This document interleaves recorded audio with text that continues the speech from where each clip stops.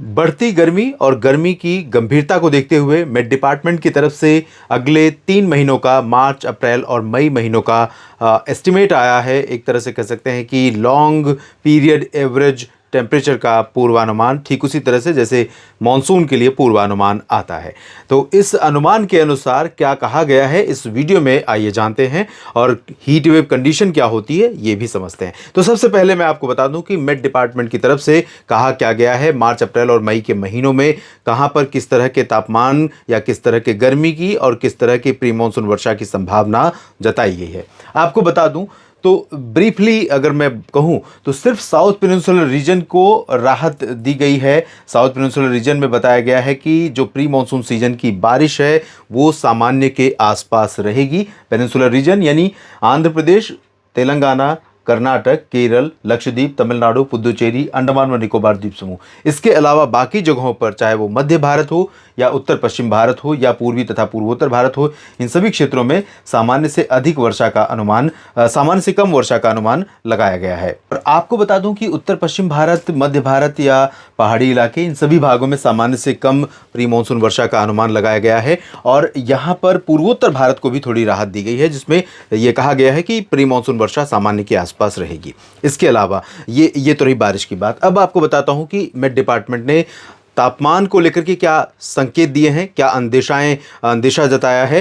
तो दक्षिण भारत को छोड़कर, दक्षिण भारत में मिनिमम और मैक्सिमम दोनों को सामान्य की रेंज में रहने का अनुमान लगाया गया है। सिर्फ दक्षिणी प्रायद्वीपीय भारत के क्षेत्रों में, जहां पर आमतौर पर प्री मानसून सीजन में भी ठीक ठाक बारिश होती है। तो यहां पर यह कहा गया है कि प्री मानसून सीजन में मार्च से लेकर मई के बीच में सामान्य के आसपास तापमान रहेगा, अधिकतम और न्यूनतम। जबकि मध्य भारत के क्षेत्रों में या उत्तर पश्चिम भारत के क्षेत्रों में और पूर्वी भारत के क्षेत्रों में सभी जगहों पर हीट वेव कंडीशन काफ़ी ज़्यादा रहेगी और कई जगहों पर सीवियर हीट वेव की कंडीशंस भी देखने को मिल सकती हैं। इस बार बेतहाशा गर्मी पड़ने की आशंका मेट डिपार्टमेंट की तरफ से बताई गई है, और इसका संकेत लगभग 1 महीने से आप और हमें पहले से ही मिल रहा है। और इसके लिए कई सारे कारण बताए जा रहे हैं। एक तो ला नीना का कमज़ोर होना, एल नीनो का उभरना, ऊपर से पर्वतीय इलाकों में बर्फबारी का इस बार समय पर कम होना, और तीसरा कारण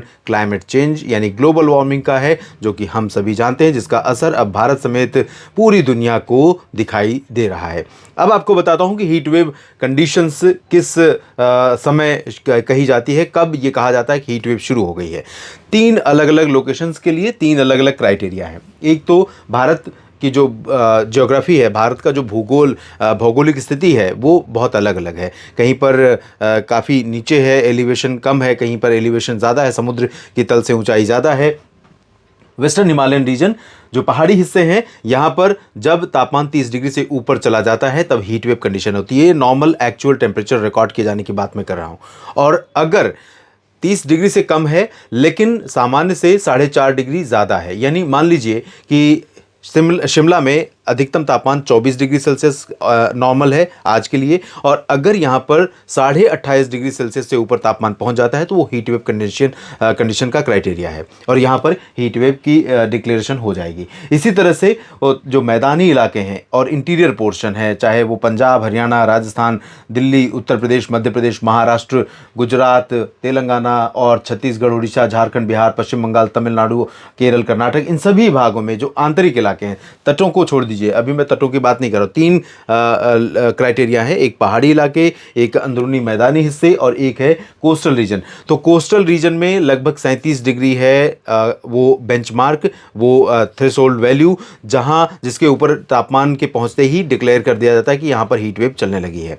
और या फिर अगर 37 डिग्री से ऊपर पहुंचता है तापमान तब हीट वेव का डिक्लेरेशन होता है, या फिर मान लीजिए कि 32-33 डिग्री सेल्सियस तापमान नॉर्मल है वहाँ का। यहाँ हम अगर उदाहरण के तौर पर देखें, ये जो रीजन है ये है स्टेशन मछलीपट्टनम और आंध्र प्रदेश का तटीय शहर।